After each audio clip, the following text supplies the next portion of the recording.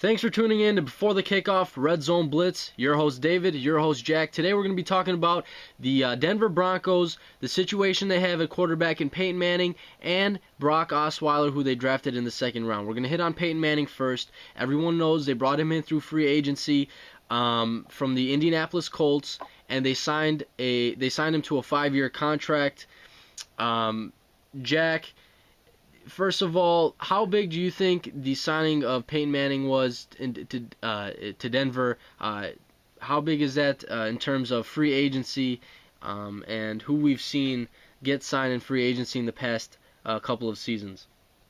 He definitely towers over every free agent in recent memory, and if you want to argue in the history of the sport, this professional sport. But besides that, it's a gigantic cap hit for the Broncos. I mean, they're really not going to be able to add that great of talent in free agency, but their team seems pretty well-rounded for Peyton Manning with Eric Decker, Demaryius Thomas. They've got a pretty decent wide receiver core over there in Denver, so he's got some weapons to deal out with. And, I think he's reported to make around $58 million by March 2013. So yeah, he's definitely getting paid.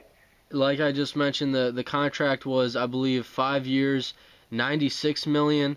That contract might not be totally played out because they selected Osweiler in the second round, and people are giving Peyton Manning anywhere from 2 seasons to 3 seasons to be a Denver Bronco, and that's what they're expecting. They're expecting Peyton Manning to win them a Super Bowl within the next couple of years. But after that contract, like you just mentioned, in the 2013 season, he's going to be getting paid $58 million. After that, that's more than half of the contract. After that, maybe Osweiler comes in and Peyton Manning retires, because how old is Peyton Manning right now? 37?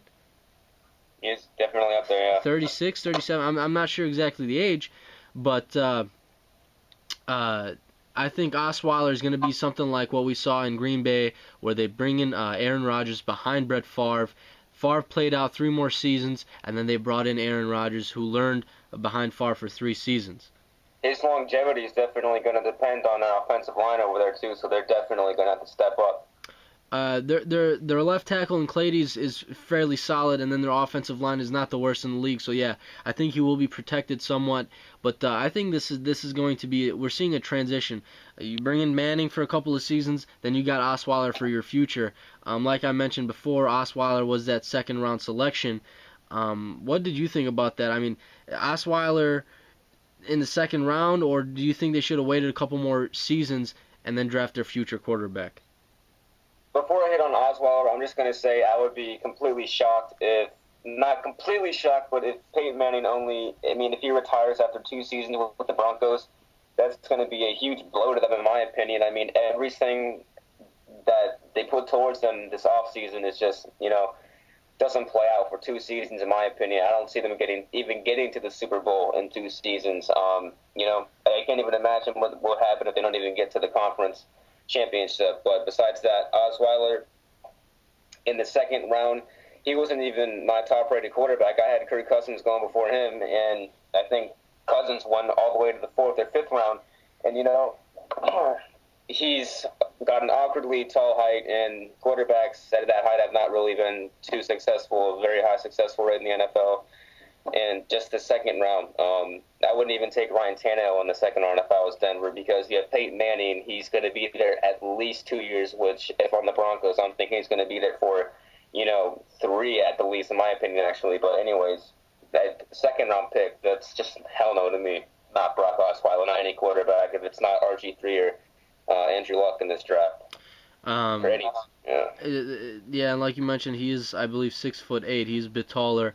And his quarterback mechanics, I don't want to say they're off, but they're not what you want to really see in a quarterback. So it was an interesting move made by John Elway and Coach Fox and that whole staff to pick a 6'8" quarterback with some mechanics that are a bit questionable to be your future quarterback. Like you mentioned, Kirk Cousins, I had him a little bit higher than Osweiler as well. And he's not, Cousins is not as short as Russell Wilson, and he's not as tall as Osweiler. He's right in the middle there.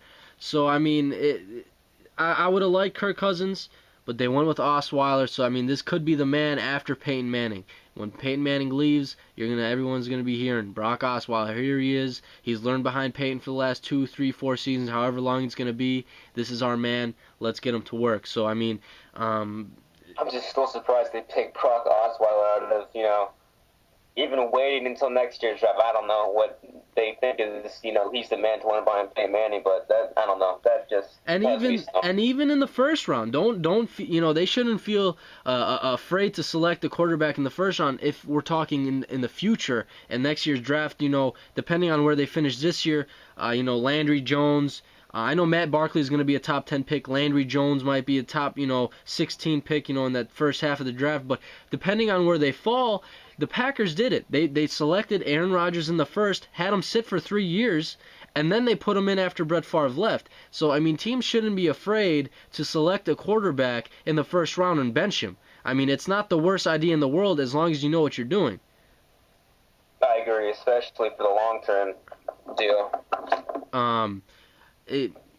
That's my opinion, but I mean that's what they're doing. That's how it's panning out. Osweiler's the man after Peyton Manning, and then they're gonna go from there. But I mean, we're talking 2, 3 seasons from now. So, you got any final thoughts on Osweiler, Peyton Manning, the Broncos, Jack? Before we head off here.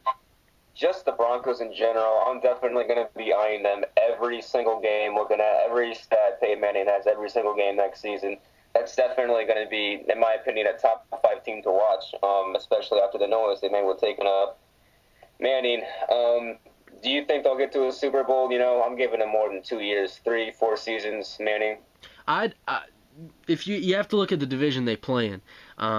The division they play in, I don't want to say it's a weak division, but it's always up for grabs. And now that you solidify your quarterback position with one of the best quarterbacks to ever play, I like their chances. Me, personally, if you ask me who would win the division if they played all right now today, if it played out, I would pick the Broncos. But it's the NFL and anything can happen. So we're going to have to wait and see. But as of right now, I like the Broncos as the division favorites in the AFC West. That division's quickly turned into a great quarterback division, too, with Carson Palmer and Phillip Rivers, Peyton Manning, Matt Cassell. He's definitely got a question mark. But there'll definitely be an air show within the AFC West. Yeah, I agree. But, as to a Super Bowl, I think the Broncos are going to take a couple more seasons, and then the final season where Peyton Manning is pretty much his last stand is going to be where Peyton Manning could make that Super Bowl run. So that's all we really got for you guys on Before the Kickoff, Red Zone Blitz. Tune in next week for our next episode. Thanks for tuning in. Have a nice day.